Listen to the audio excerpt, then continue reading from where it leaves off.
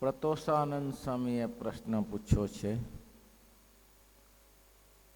હે મહારાજ, ભગવાનની ભક્તિ અચળ કેમ રહે? અચળ એટલે કોઈ દિવસ ભગવાનમાં કે સંતમાં ક્યારે પણ એને કુભાવ ના આવે. ભગવાન થઈને આમ કેમ કરતા હશે કે આ મોટા સંત થઈને આમ કેમ કરતા હશે એવો ભાવ ન આવે. એને અચળ કહેવાય. જ્યારથી ભક્તિનો આરંભ કર્યો ત્યારથી અંત સુધી એને પકડી રાખે. જે ભગવાન મળ્યા છે એ બરાબર જ છે, આના જેવો કોઈ ભગવાન નથી. સ્વામીએ પૂછ્યું, જે ભગવાનની ભક્તિ અચળ કેમ? શ્રીજી મહારાજ બોલ્યા છે, અનિરુદ્ધ, પ્રદ્યુમ્ન, સંકર્ષણ, વાસુદેવ એ જે ચતુર્વ્યુહ દસવા કેશવાદી 24 મૂર્તિઓ તથા વાહરાદિક જે અવતારો તે સર્વેના કારણે પ્રત્યક્ષ શ્રી કૃષ્ણ પુરુષોત્તમ તેનો મહિમા અતિશય કરીને સમજે. બોલો ભાઈ. અનિરુદ્ધ, પ્રદ્યુમ્ન અને સંકર્ષણ, વાસુદેવ જ્યારે આ જગતની ઉત્પત્તિ સ્થિતિને પ્રલય થાય છે ત્યારે આ રીતનો ક્રમ હોય છે. બ્રહ્માજી છે ભગવાનને સ્વરૂપ છે. અણુ અણુને વિશે રહ્યા છે. અણુ અણુને વિશે આજે ભગવાન રહે. આ મહિમા જો સમજાઈ જાય પણ નહીં સમજાતો. આપણે ગમે એટલી મહેનત કરીએ પણ એ મહિમા સમજવો કઠિન છે. અને એ તો અત્યારે તો સમજાય, અત્યારે તો સમજાય, પણ જ્યારે પ્રગટ ભગવાન બિરાજતા હોય, તમારે સામે જમતા હોય, તમારે સામે વાતો કરતા હોય, કોઈને હસાવતા હોય, ગમત કરતા હોય, અને ત્યારે મહિમા સમજો કાઠો ના પડી જાય. હવે સેજ લાગી આવે તો તમને આદિબાનો પ્રસંગ જાણીએ છીએ. હવે આદિબાને મહારાજે કીધું કે અમારે ઢોલ વાગે છે, તો કે અમારે ઢોલ વગાડવો છે. બરાબર. કાઠીઓ કે એમ ઢોલ જરૂર વાગતા હશે તો શું કરવું પડે? ઢોલ વાગવામાં તો કન્યા તૈયાર કરવી પડે. તો કે આટલું મોટું પંચાળામાં એક કન્યા ના મળી રહે, અમારે લગ્ન કરવા છે. કેમ? અમારે સંસારી થવું છે. બોલો. હવે આ સુરો ખાચરને કે હવે આને આ લગ્ન કરશે ને પછી છોકરાને આપણે રમાડીશું. બસ નિશ્ચયવાળા તો જુઓ, કાંઈ નિશ્ચયમાં ફેરફાર એના છોકરા થશે, આપણે રમાડીશું. મહારાજની પાસે આપણા છોકરાને તેડીને જશું ત્યારે. બોલો. મહારાજને કીધું, મહારાજ કે આટલું મોટું કામ આંબા શેઠની વાત છે, માણસને ક્યારે શનેપાત થઈ જાય, નિશ્ચય ક્યારે તૂટી જાય કંઈ કહેવાય. એવા તો કેટલાય હતા. કેટલાક પાછા આવી ગયા અને કેટલાક તો પાછા આવ્યા નહીં, એવું થયું. મહારાજના વખતમાં કેટલાક તો પાછા આવી ગયા સમજાણે સંતોને ઉપદેશે કરીને, અને કેટલાક તો સત્સંગમાં આવ્યા પણ નહીં પાછા, એમને એમ ગયા, જીવ્યા ત્યાં સુધી. નિશ્ચય હરબાઈ ને વાલબાઈ નિશ્ચય નહોતો. રામાનંદ સ્વામી કહ્યું નહોતું કે આ જ ભગવાન છે એમ. મુક્તાનંદ સ્વામીને નિશ્ચય સમજાઈ ગયો, હરબાઈ ને વાલબાઈ ન સમજાણું, ગોથા ખાતા રહ્યા એમને એમ. ત્યાં ભાઈ સમજવું કાઠું છે. હવે આની વાત જાણીએ છીએ આપણે. આદિબાની વાત કરેલી છે કે આદિબાને કહી આવ્યા કે મારા બેનમાં પરણવા માટે કન્યા મળી ગઈ છે. મહારાજ કોણ છે? તો કે જીણાભાઈની બેન અદિબા. હા તો લેતા હોય ને નવોઢાના વેશમાં, અને એને લાવ્યા. અને પછી આપણે કથા લાંબી કરવાની કે જરૂર નથી. લાવ્યા પછી શું થયું? મહારાજ ઉલટીઓ કરે ને મહારાજ કે ગંધાય છે, આ તો વાસ આવે છે, ને લઈ જાઓ અહીંથી લઈ જાઓ. એ ભાઈ લઈ તો ગયા, આવું ગંધાતું ક્યાંથી ઉપાડી લાયા કે લ્યો. તે શુક્રા બોલાવ્યું ત્યારે શું લેવાની જરૂર હતી તમારે? કાઢ્યું તો 13 દિવસ સુધી ઉલટીઓ કર્યા કરે, ખાય તો ઉલટીઓ કરે, ખાય તો ઉલટીઓ કરે. બોલો આવું થયું. પછી સુરા ખાચરને કહ્યું કે મહારાજ તમારે કેટલા દિવસ સુધી આ પ્રકરણ ચલાવવું છે? અમારે તો કંઈ નહીં થાય, અમે તો તમારા દંડ આશ્રય છીએ, એટલે અમે તો તમારા મહિમાને સમજીએ છીએ, પણ તમારે ચલાવવું કેટલાનું? તમે ભૂખ્યા રહો છો, બધા લોકો ભૂખ્યા રહે છે, તમારે ચિંતા કરે છે. પણ મહારાજ કે આ ગંધ આવે છે ને, રોટલામાં ગંધ આવે, રોટલીમાં ગંધ આવે, દાળ ભાતમાં સ્ત્રીની ગંધ આવે છે. મહારાજ કે મહારાજ તો આવે, ગંધ તો આવે, પણ હવે તમારે આચા કરવાની જરૂર હતી. મહારાજ કે એ તો નહીં ભાવે. તે બાવાને ત્યાંથી લેતા આવ્યા. એક બાવો નિષ્કમ વ્રત તારે એની ત્યાંથી લઈ આવ્યા. મારે આ બરાબર ત્યાંથી ચાલુ કર્યું. બોલો હવે આવી ગાંઠ પણ કરવાની હોય અને તમે કહો જાડિયામાં જઈને બીમારી ગરણ કરે ને ગાળો ભાંડે ને મા બેનની ગાળો ભાંડે ને ત્યાં ભગવાન પણ રાખવું કઠિન છે. તેમ છતાં મહારાજ કહે છે આ પ્રત્યક્ષ શ્રી પુરુષો શ્રી કૃષ્ણ પુરુષોત્તમ નારાયણ ભગવાન તેનો મહિમા અતિશય સમજે કે ભાઈ આ જે કરે તે ઉત્પત્તિથી તેને પ્રલય કરનારા આ જ છે, તેને સિવાય બીજો કોઈની તાકાત નથી કે આ જગતમાં ઉત્પત્તિથી તેને પ્રલય કરી શકે. એ જ કરી શકે. એ ગમે તેવી રમત કરે, ગમે તે કાર્ય કરે, એ ભગવાન ગમે તે રામચંદ્ર સીતાની પાછળ દોડે, એ કૃષ્ણ ભલે ભલે રણછોડ કરીને નામ આખું જરાસંધની પાસે ભાગવું પડે, કાલદેવનની પાસે ભાગી દેવું પડે, પણ એ જ ભગવાન છે. માણસ ના કરી શકે. માણસ પોતાની સામર્થ્ય વધારે બતાવે તો એ કેટલું પાસરામ પૂણી જેટલું, એને લાંબુ કેટલું. અને ભગવાન તો કંઈ સામર્થ્ય ના જણાવે તો એ ઉપરથી તેને પ્રલય કરી શકે એવા છે. હવે એમાં મહારાજ એનો સંકલ્પ અદીબાને એમ થયું કે મહારાજે મને નવોઢાના વેશમાં બોલાવી તો ખરી, પણ મારો હાથ પકડ્યો હતો એ માનત કે જેમ રૂકમણીનો હાથ પકડ્યો મારો હાથ પકડ્યો એ ના કર્યું. ભગવાને એ પણ ના કર્યું. એને દુઃખ થયું. એનો સંકલ્પ પૂરો કરવા માટે ગઢપુરમાં મહારાજ બેઠેલા ને સીડી ઉતરતા, આપણે જાણી કથા કે ઉતરતા નીચે પડવાનો ઢોંગ કરીને અદીબાના ખંભા ઉપર હાથ મૂક્યો અથવા હાથ પકડ્યો. એમાં આંબા શેઠને થઈ ગયો આવી રીતે હોય? આવી રીતે કોઈ પારકી સ્ત્રીના હાથ પકડાય? લ્યો કેવું હતું.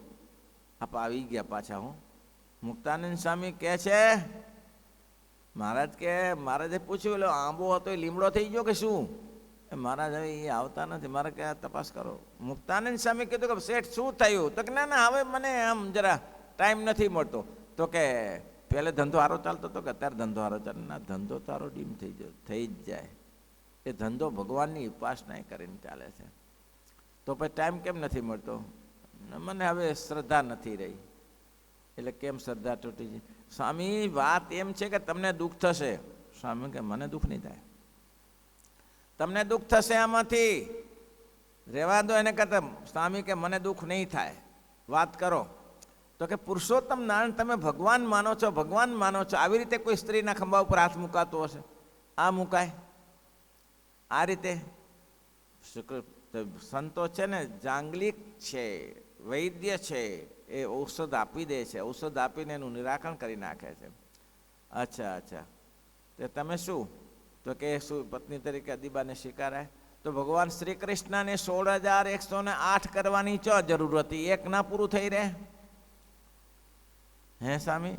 અલ્યા ભગવાન શ્રી કૃષ્ણ 16,108 કરવાની ચો જરૂર હતી? એકમાં પૂરું થતું નહોતું? એમાં તો સ્વામી એવું હતું ને કે એ ભૂમાસુરના જે નરકાસુરના રાજ્યમાં બધી સ્ત્રીઓ આવી હતી, અને નરકાસુરના રાજ્યમાં સ્ત્રીઓ આવી, નરકાસુરે કોઈને સ્પર્શ કર્યો નથી. નરકાસુર એવું માનતો હતો, ભૂમાસુર કહો કે નરકાસુર કહો, એવું માનતો હતો કે આખી પૃથ્વીને વશ કરી અને પછી આ પૃથ્વી સ્ત્રીઓની સંબંધ નિરાત કરીને સંબંધ રાખીશ. આટલી બધી પૂરી કરી નાખેલી. એમાં ભગવાનને ખબર પડી કે આને પૂરો કરવા જેવો છે, ગમે તસી સ્ત્રીઓ લાવે છે. અને નરકાસુરનો ભગવાને ત્યાં જઈને વિનાશ કર્યો. વિનાશ કર્યા પછી 16,000 સ્ત્રીઓ હતી, 16,100 સ્ત્રીઓ હતી. તેને ભગવાને કહ્યું તમારી જે ઈચ્છા હોય તે મૂકી દઈ. તમે કહેતા હો તો તમારા રાજ્યમાં મૂકી દઈએ, અથવા તમે જ્યાં ઈચ્છા હો. તો કે ઈચ્છાની વાત એક બાજુ મૂકો, આ વેત નહીં બેસે. અમારા જે માતા પિતા છે કે અમારા ગામજનો છે, અમને આ બ્રહ્માસુર ઉઠાવી લાવ્યો એટલે અમે શુદ્ધ છીએ એમ માનશે જ નહીં. એ તો કંઈ ભૂમાસુરના રાજ્યમાં જઈને આવી શુદ્ધ હોતી હશે? એ તો ભ્રષ્ટાચાર જ હોય. એટલે અમને કોઈ રાખશે નહીં. પણ ભગવાન કે તમે શુદ્ધ જ છો. અમે મારા શુદ્ધ છીએ વાત સાચી, પણ સમાજ નહીં સ્વીકારે. કેમ? સીતાજી એટલા શુદ્ધ હતા, આટલું પરાક્રમ કર્યું તો એ સમાજે સ્વીકાર્યું? આ ના સમાજ સ્વીકારે. સમાજને સામે મોઢે ગરણા બાંધવા એ આપણું કામ નથી ભાઈ. સમાજને મોઢે ગરણા ના બંધાય. તમે ગમે તેવું સારું કરશો પણ કાંઈક ટોચા કાઢશે, અંદર ખોચા કાઢશે. તમે ગમે એટલું કરો. સમજ્યા કે? લ્યો, એક ક્યાંનો હરિભક્તો હતો પેલા કે ત્યાં શ્રી વિશ્વમંગલ ગુરુકુળમાં હોસ્પિટલ બહુ સારી ચાલે છે. હોસ્પિટલ ચાલે છે તો કે આ તો ચાલે. તે ગરીબ તો શું કે હવે શું ચાલે? હોસ્પિટલ ચાલે છે કેમ? હું ગયો તે મારા જરાય પૈસા ઓછા ન કર્યા. હવે મહાકાર્ડમાં આવ્યો હતો કે મહાકાર્ડમાં પૈસા લેવાના હોય? લે કે પૈસા ઓછા ના કર્યા તો મહાકાર્ડમાં પૈસા લેવાના હોય? કે મહાકાર્ડમાં ઓપરેશન કરાવ્યું પૈસા ઓછા લીધા નહીં? કે પેલો કે તું રવાનો થા, મહાકાર્ડમાં પૈસા સામેથી આપે છે, લેવાના ન હોય. પણ એને આને કરવાનું શું? ગમે તે અવળું બોલવું હોય તેને ગમે તે પોઈન્ટ મળી જાય. આટલી સંસ્થા સેવા કરે છે, આટલા વિદ્યાર્થીઓ ભણાવે છે, આટલા દર્દીઓની મદદ કરે છે, કાંઈ લેવા દેવા વગર સેવા કરે છે, કેટલા છોકરા આવે છે, કેટલી બહેનો આ પ્રસૂતિમાં આવે છે, છતાંય પણ લોકો નથી મળતું. મળે. સમાજ ના સ્વીકારી લે ભાઈ. સીતાજીને ના સ્વીકાર્યા, કોઈ રીતે ના સ્વીકાર્યા, અને આખે વાલ્મીકના આશ્રમમાં જવું પડ્યું. કેટલી કરુણ ઘટના કહેવાય. ના સ્વીકારે. એ કે ભગવાને કીધું કે તમે શુદ્ધ છો, હું તમને રથ લઈને તમારા તે સ્થાનમાં મહારાજ ક્યાંય મૂકવું નથી, અમને દ્વારકા ભેગી કરી દો. તો ભગવાને એનો ભાવ પૂરો કરવા માટે કે એને પોતાને ભગવાનનું શરણું લીધું, તો ભગવાન એને શરણું આપવા તૈયાર છે. આ જગત ભગવાન તો જગતના કરતા હરતા છે. જીવ પ્રાણી માત્રને સુખી કરવા માટે પૃથ્વી પર અવતાર થાય છે.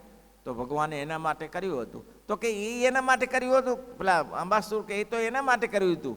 ત્યારે મહારાજે શું કર્યું? મહારાજે શું કર્યું?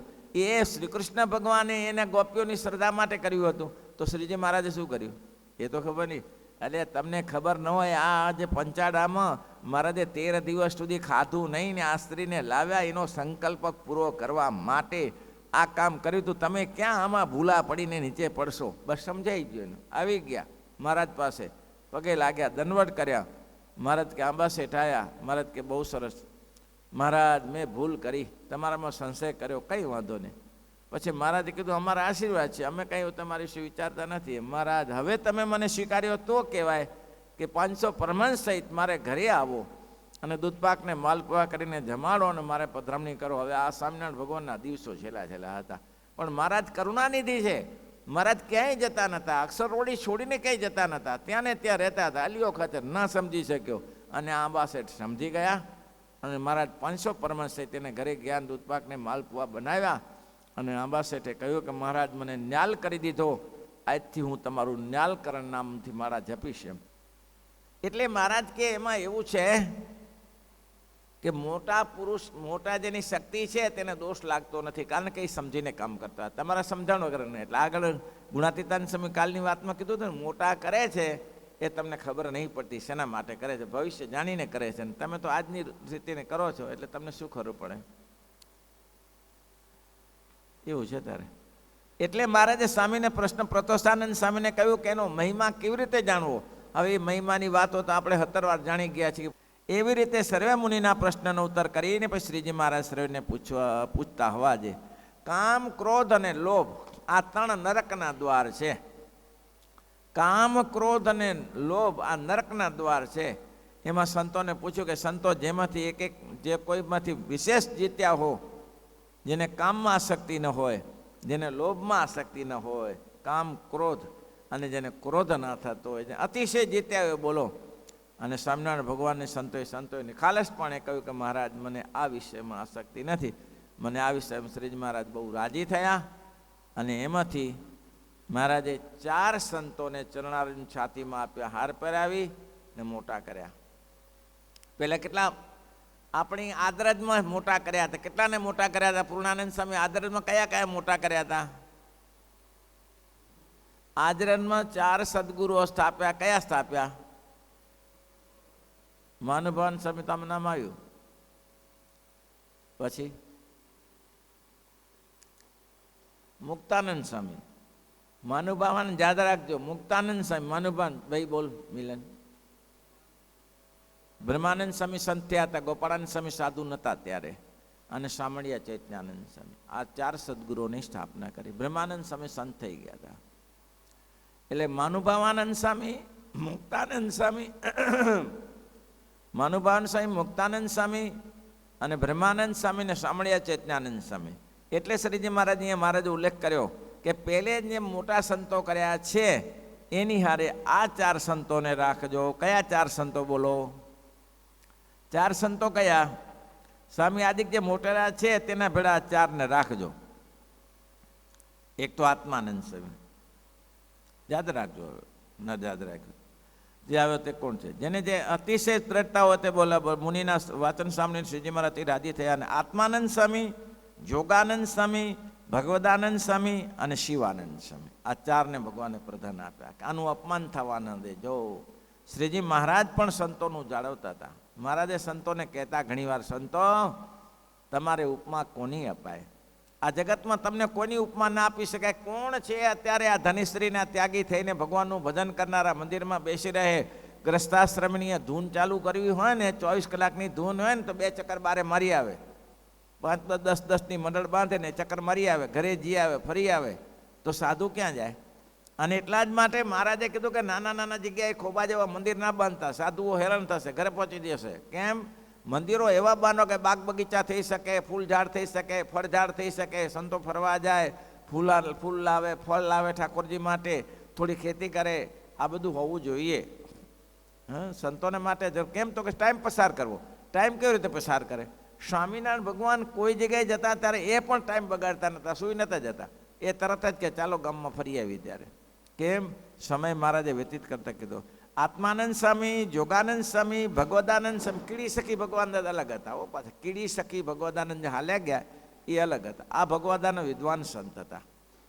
પ્રશ્ન કેવા પૂછ્યા, કેવા 2 પ્રશ્ન તોડી નાખે સંપ્રદાયમાં. અજોડ પ્રશ્ન પૂછ્યા, બંને પ્રશ્ન પૂછ્યા, અજોડ પ્રશ્ન. એક કયા પ્રશ્ન પૂછ્યા? હા, એક 14મો, એક 15મો. આ પ્રશ્ન સંતો યાદ રાખવા જેવા છે. ભગવાનની બીક નજીક રહીએ ને જેમ બીક લાગે છે, એમ દૂર જઈને બીક કેવી રીતે લાગે? આ મૂર્તિની મર્યાદા રહે પણ બીક ના લાગે ને. મેં કીધું મૂર્તિને, તું મૂર્તિ કે ધોકો લઈને આવવાની તમારી પાસે, તો મૂર્તિની બીક નથી લાગતી. મૂર્તિની ભય મર્યાદા રહે. તો શ્રીજી મહારાજે એટલે કહ્યું. શું કહ્યું? મહારાજ કે કેવો મહિમા સમજે તો એને બીક ના લાગે. કેવી રીતે? એ આપણે ચર્ચા કહી ગયા છીએ. તો એ શિવાનંદ સ્વામી, ભગવદાનંદ સ્વામી, આત્માનંદ સ્વામી, જોગાનંદ સ્વામી, ભગવદાનંદ સ્વામી, શિવાનંદ સ્વામી, એ 4 જણાને રાજી થઈને હૃદયને ચણાવીને દીધા અને બોલ્યા છે આ સ્વામી આને મોટેરા કરજો. જુઓ, એક વસ્તુ સમજો, કોઈ સંતોએ એકબીજાને દુઃખ નહીં લગાડવું. સંપ્રદાયમાં રહેતા હોઈએ, કોઈ એક કામ કરતો હોય, બીજું કામ કરતો હોય તો એને દુઃખ નહીં લગાડવાનું. દુઃખ કેમ નહીં લગાડવાનું? કે એ કામ આપણે કેમ ન કરીએ? આપણેથી ના થાય. જેનું જ્ઞાન શક્તિ તેટલું કામ થાય, બીજું ના થાય. બ્રહ્માનંદ સ્વામીને વડતાલનું મંદિર ચાલતું હતું અને મૂડીનું કામ સોંપ્યું. બ્રહ્માનંદ સ્વામીને વડતાલનું મંદિરનું કામ ચાલતું હતું અને મૂડીનું સોંપ્યું. તો બીજા સંતો નહોતા. પણ જેને શિલ્પ કાર્યમાં જેની દ્રષ્ટિ પહોંચતી હોય એને જ કામ સોંપાય ને. અને એને જ જુનાગઢનું પાછું કામ સોંપ્યું. તો 3 કામ એને સોંપ્યા. સંપ્રદાયમાં સંતો તો 500 પરમાંશ કહેવાય છે, અને આધારાની સંખ્યા 2000 જેવી સંખ્યા લખી છે. તો એમાંથી કોઈ શિલ્પ નહીં હોય, પણ જે શિલ્પ દ્રષ્ટિવાળા હોય તેને આ કામ સોંપાય. આનંદાનંદ સ્વામીને કામ સોંપ્યું. આનંદાનંદ સ્વામી 3 મંદિરો બનાવ્યા. જેતલપુરનું બનાવ્યું, ભરૂચનું બનાવ્યું. કેમ? તો કે જેની દ્રષ્ટિ પહોંચતી હોય તે જ પહોંચે અને એ જ સુખી થાય. આપણે મંડળમાં રહેતા હોઈએ તો કોઈક આ કામ કરે, કોઈ બાંધકામનું કામ કરે, કોઈ અહીંયા આપણે પોતપોતાની રીતે કામ કરીએ છીએ, સૌની રીતે કહેવું નહીં પડતું. પણ પોતે નીચું ના માનવું કે ભાઈ મને આ કામ મળ્યું ને પેલો તો આ કરે છે. એની કાર્યશક્તિ પ્રમાણે એ કરે, તમારી કાર્યશક્તિ પ્રમાણે તે કરો, તમે કરો. અને એમાં જ આ એક અમેરિકન સિસ્ટમ છે. જો છોકરું ભણતું થાય ત્યારે એની રુચિ જોઈ લે. રુચિ શેમાં છે? એને ઇલેક્ટ્રિકલમાં છે તો એમ પહેલેથી એમ જ દાખલ કરે. એને બીજો બાંધકામમાં રુચિ છે તો એમ બાંધકામમાં જ દાખલ કરે. અને આપણે તો અહીંયા કને કોલેજો સુધી એક સરખું વાલે જ બધું. તમને જ્ઞાન હોય કે ન હોય એટલે છોકરું ફેલ થાય, કોઈ કામનું ન રહે, આખી જિંદગી બગાડે. અમેરિકાવાળાની માસ્ટરી જ આ છે કે પહેલેથી જે તપાસ કરી લે, તલાશ લઈ લે કે કયા માર્ગમાં. રમતગમતમાં અને રમતગમતનું જ પછી ભણાવે, બીજું ના ભણાવે કે ભાઈ તારે આ જ કરવાનું છે. નોલેજ 5-6 મહિના 5-6 ધોરણ સુધી સરખું મળે, પછી 7મા ધોરણથી ફેરફાર કરી નાખે કે આ કયા માર્ગે જઈ શકે એવો છે, અને એ જ માર્ગે છોડો. એટલે એ સફળ થાય છે ને આપણે સફળ થતા નથી. એક ધારું ચલાવીએ એટલે શ્રીપતિ શ્રીધરામ સર